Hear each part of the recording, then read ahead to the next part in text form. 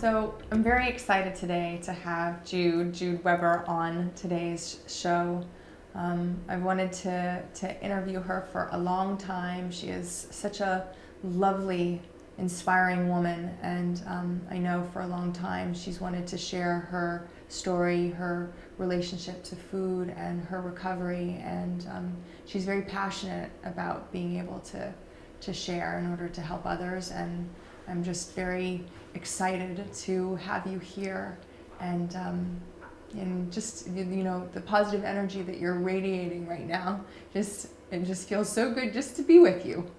Thank you so much for being here and for coming last minute. It was a last minute thing, and you just showed up, and I'm just so happy to have you here. Thank you. I feel really honored. I really do. And it makes me so emotional because when you talk about like my radiating energy, I think back about where I was 19 months ago, and it's like I feel like I'm a miracle. Like I'm a miracle in a very short amount of time. You say where you were? Where 19 months ago? Where Yeah. were you 19 months ago? I had checked myself into a treatment center. It was after the death of my second parent, and I had had an eating disorder probably for over 40 years, in one stage or another. Some more severe, some less severe, but I'm sure that was denial too.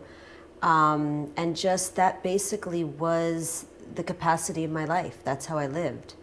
But not really recognizing that there was, I knew what I knew. Yeah. There were times when I knew that there was an issue, but most of the time I just lived as if this was the normal way of being.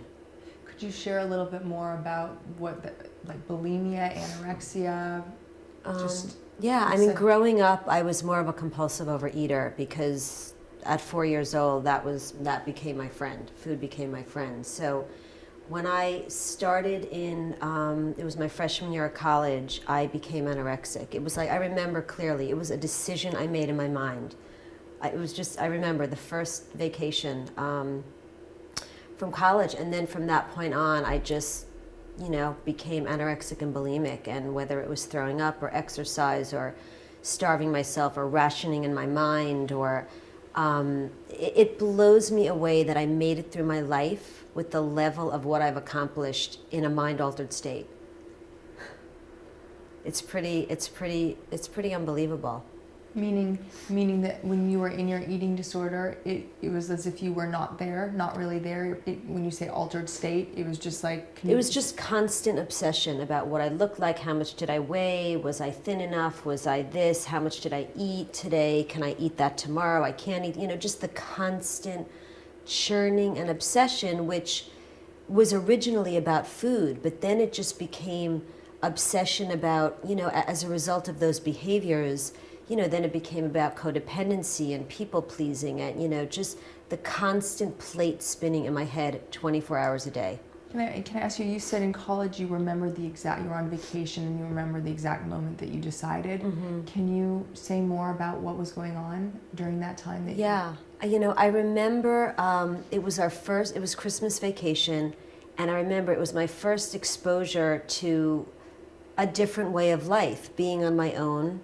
And I just remember being jealous and had so much envy of like all of these new women that I was now exposed to. And this was an opportunity, men was very intimately tied into that, how I perceived myself, how I projected men perceived me. And, just my goal became about being thin. It was just, if I'm thin, then I will be loved.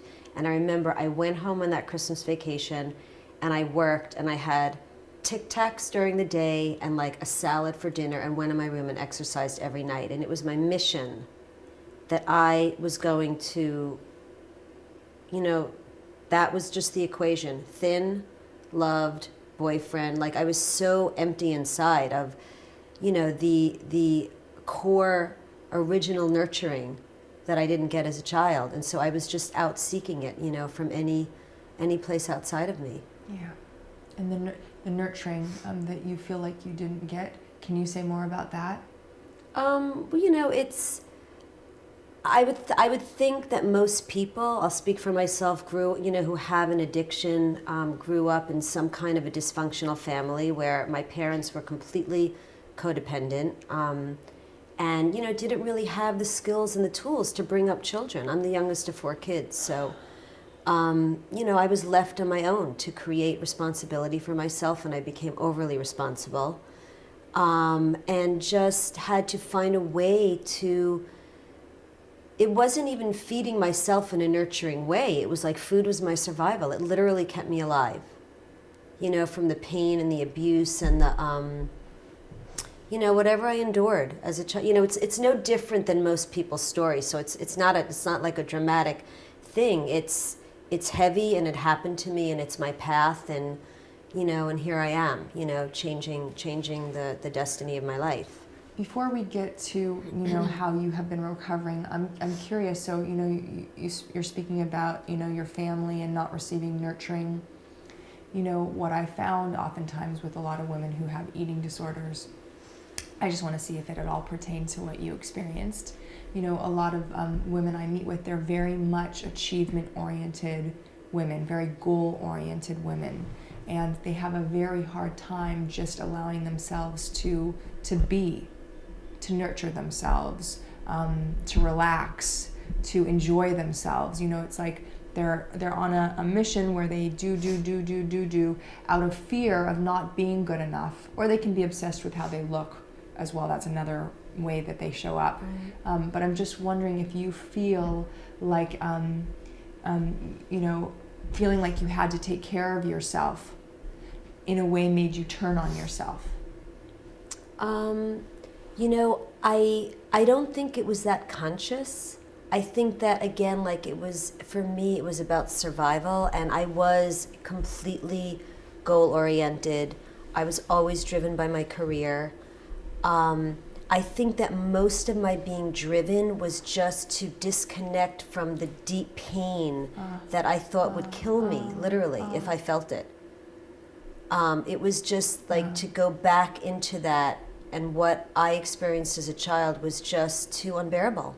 And that's been my running, that's been the binging, that's been the exercising, just to avoid feeling the pain. Yeah.